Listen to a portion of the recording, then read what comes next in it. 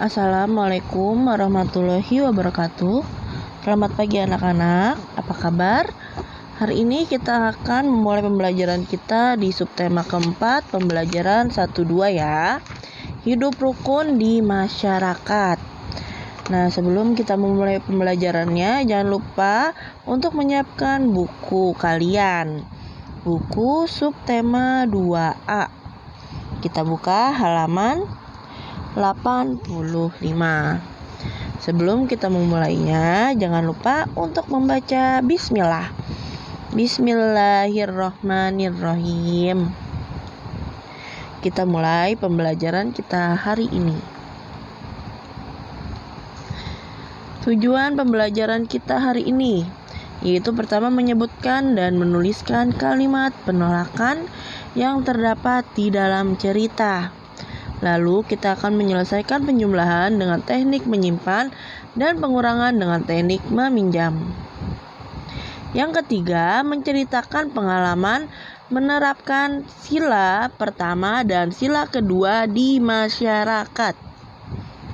Kita sudah belajar bagaimana menerapkan sila-sila Pancasila di sekitar teman atau di sekitar sekolah, lalu di lingkungan rumah kita atau di dalam rumah kita. Lalu sekarang kita akan belajar di sekitar masyarakat.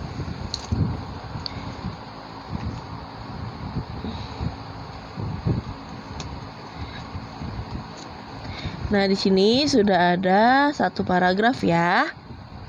Ibu bacakan. Pos ronda. Untuk menjaga keamanan lingkungan, akan diadakan ronda malam bergiliran. Warga pun mengumpulkan dana untuk membangun pos ronda. Bapak-bapak, mari kita bergotong royong membangun pos ronda pada hari Minggu besok, ajak Pak RT. Maaf Pak, saya tidak bisa ikut karena akan dinas keluar kota, jawab Ayah Made. Tidak apa-apa Pak, kalau memang berhalangan, kata Pak RT. Saya akan ikut membantu, jawab Ayah Nina. Esok harinya, warga bergotong royong untuk membangun pos ronda. Pada teks atau pada paragraf tersebut terdapat kalimat penolakan.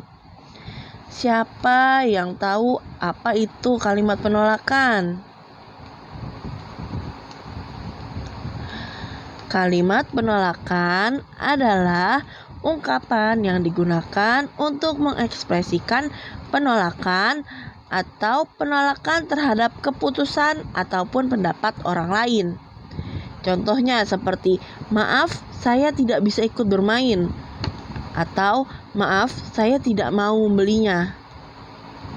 Ciri-ciri kalimat penolakan. Biasanya kalimat penolakan menggunakan kata tidak setuju atau tidak akan membeli atau tidak mau membeli atau tidak bisa ikut. Jadi biasanya digunakan kata tidak. Nah, agar ungkapan penolakan tersebut lebih sopan, dapat ditambahkan dengan kata maaf di depannya. Seperti contoh tadi ya. Maaf, saya tidak bisa ikut bermain. Maaf, saya tidak mau membelinya. Nah, coba kalian membuat kalimat penolakan ya.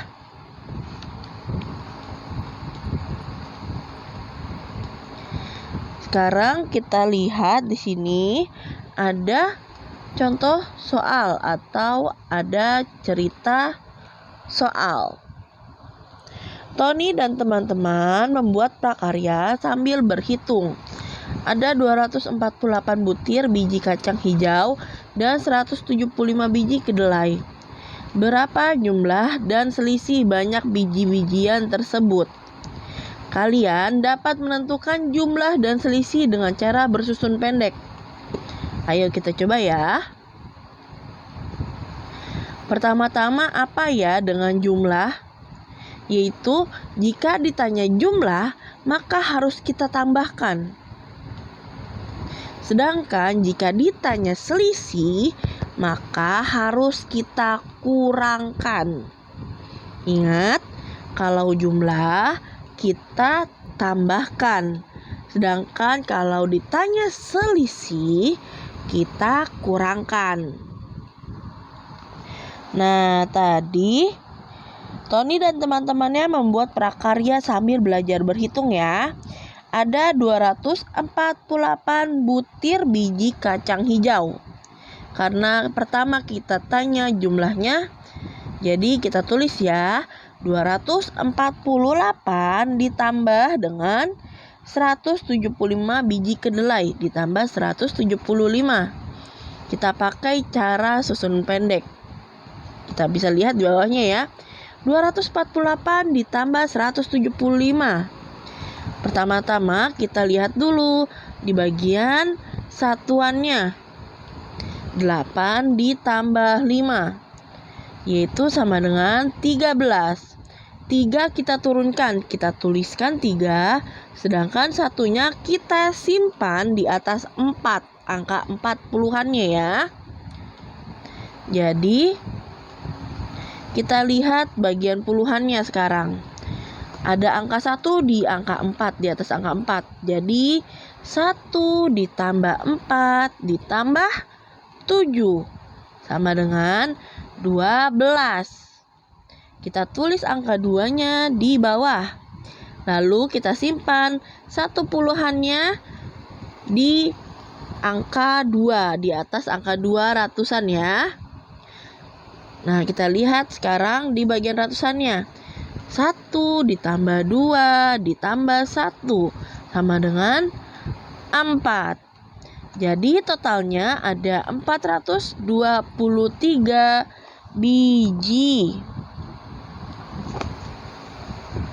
Sekarang kita hitung selisih atau kita kurangkan. 248 dikurang 175. Kita pakai susunan pendek ya.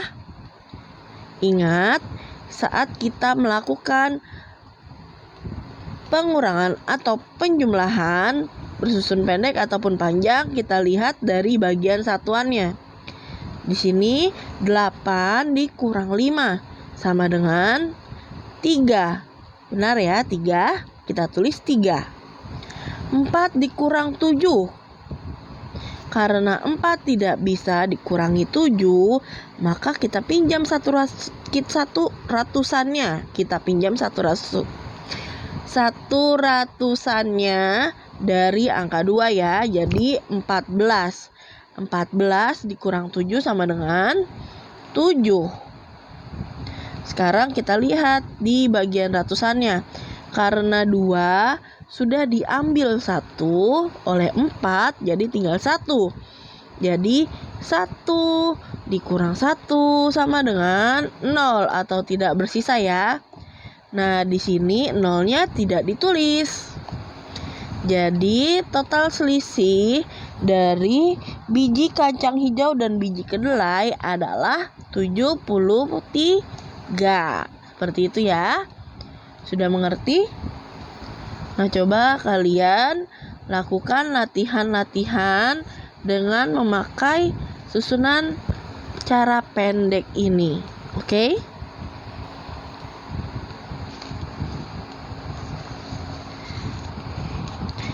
Sekarang kita lanjutkan ke pembelajaran selanjutnya. Warga bergotong royong merapikan jalan di sekeliling taman. Pekerjaan itu dilakukan bersama-sama. Gotong royong juga dapat menjaga kerukunan. Kita lihat di sini ada 2 gambar. Yang pertama yaitu, maaf Pak, saya duluan untuk beribadah. Nanti saya kembali lagi. Baik Pak, silakan. Sedangkan di gambar kedua, mari saya bantu Pak. Terima kasih Pak Leo. Bisa disimpulkan ya, sikap pada gambar merupakan pengamalan sila-sila Pancasila, terutama sila pertama dan juga kedua. Contoh pengamalan sila Sila pertama Pancasila adalah menghormati kebebasan menjalankan ibadah. Nah, kita lihat di gambar pertama ya. Lalu di gambar kedua, yaitu pengamalan sila kedua di masyarakat, yaitu dengan memberi pertolongan kepada sesama warga. Nah, itu contoh dari pengamalan sila pertama dan sila kedua. Diingat-ingat ya. Contoh dari sila Pancasila pertama dan kedua di sekitar warga.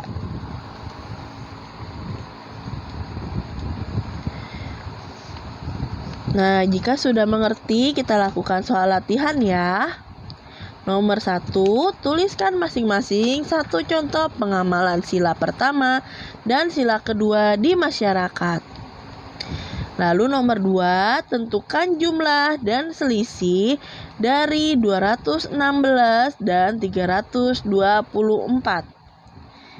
Ingat, tentukan jumlah dan selisih. Jadi ada 2 ya, jumlah dan selisih dari 216 dan 324. Lalu yang terakhir adalah tuliskan satu contoh kalimat penolakan. Jika kalian sudah mengerjakannya, jangan lupa untuk difotokan lalu disetorkan kepada ibu ya. Ibu tunggu hingga jam 5 sore. Selesai sudah pembelajaran kali ini. Semoga pembelajaran kita hari ini berguna untuk kita semua. Terima kasih sudah menyimak dan mempelajari video pembelajaran dengan baik. Wassalamualaikum warahmatullahi wabarakatuh.